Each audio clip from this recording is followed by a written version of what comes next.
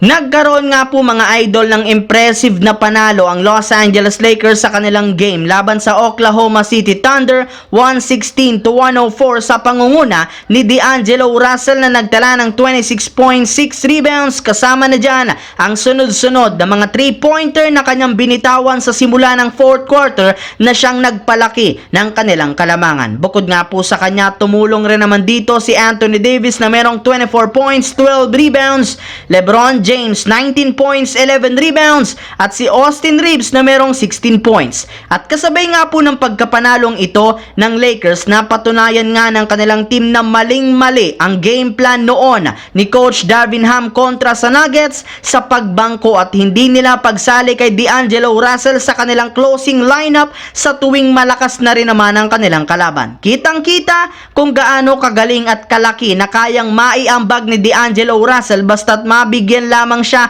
ng sapat na playing time at tiwala, gayong kapag nakuha niya nga ito, sigurado na mag-iinit ang kanyang shooting katulad ng nangyari ngayon. Kaya yan nga ang dapat pakatandaan ngayon ng Lakers coach, gayong kung meron mang isang player na kayang tumulong kina LeBron at Davis para manalo ang kanilang team, eto nga walang iba kundi si D'Angelo Russell na siyang may kakayahang magtala ng malaking puntos kapag nag-iinit ang shooting. Yes mga idol, kahit man hindi makasabay si D'Angelo Russell pagdating sa depensa, kayang-kaya rin naman itong sabayan ang opensa at shooting na siyang pinakakalakasan niya sa loob ng court. Samantala, dito naman sa ating pangalawang storya sa balitang, sinuwerte pa nga daw ang Golden State Warriors sa kanilang susunod na game kontra sa Milwaukee Bucks.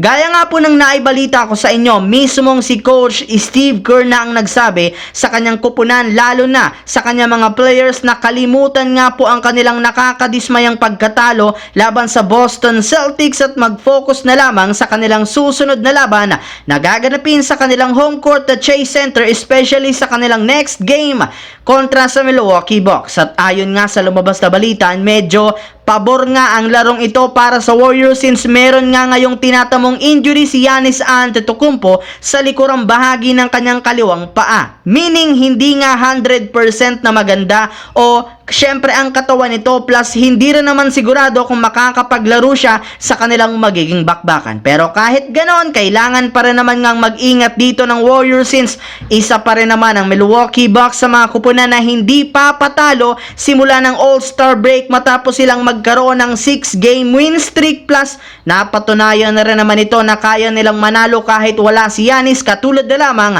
ng ginawa nilang comeback win kontra sa Los Angeles Clippers. Habang dumiretso naman tayo sa ating huling storya na pag-uusapan sa tinaguriang Battle of Jordans.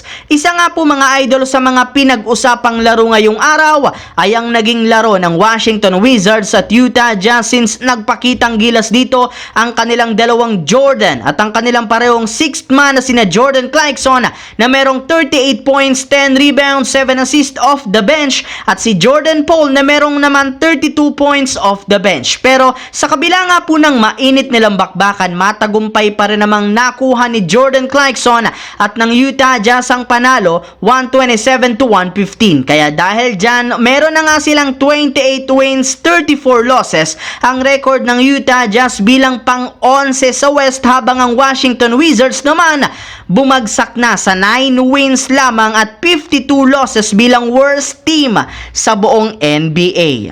So yun lamang mga idol ang ating bagong video ngayon. Once again, this is your J-Zone TV. Huwag kalimutang mag-like at syempre mag-subscribe. Pindutin ang notification bell sa akin channel para lagi kayo maging updated sa mga videos na pinapalabas ko. Isang malaking shoutout sa lahat mga idol. Thanks for watching. Hopefully, nag-enjoy kayo ngayong araw na ito.